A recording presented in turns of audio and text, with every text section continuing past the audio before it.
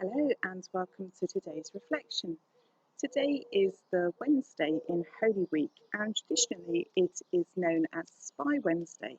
It is the day that Judas turned on Jesus and betrayed him and sold him for 30 pieces of silver. So I'm going to read to us from John chapter 13, starting at verse 21. After saying this, Jesus was troubled in spirit and declared, "Very truly I tell you, one of you will betray me." The disciples looked at one another, uncertain of whom he was speaking.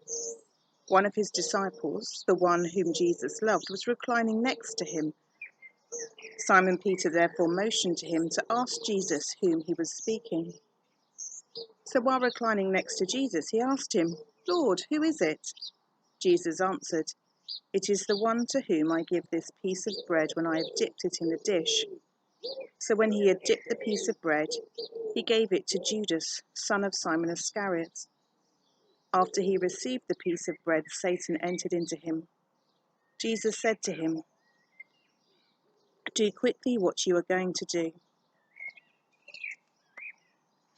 And it just really struck me, I think probably this year more than maybe years before, how Jesus was betrayed in so many different ways in that lead up to his crucifixion.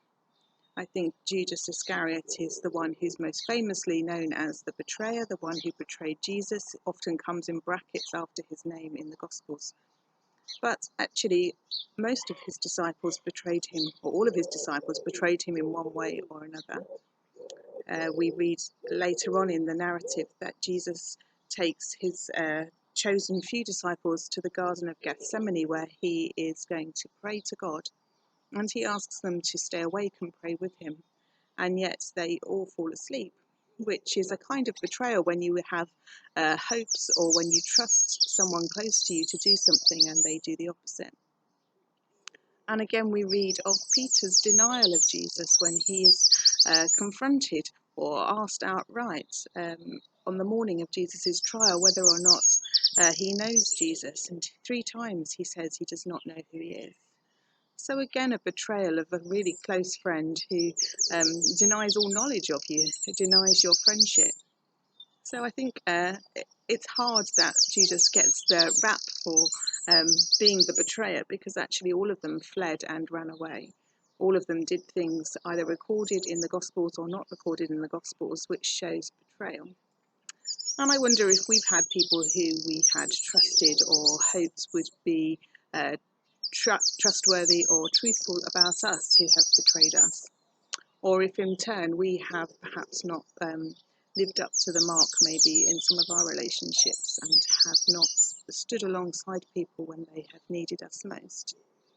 So I guess today is a day of just introspection in a way, an opportunity for us to think about the relationships in our life and those that we walk alongside, and ask God to help us to remain loyal and remain committed and remain alongside those, even if their paths are difficult or their journey is hard, that we will be true, we will be the friend that will still stand alongside at the other end.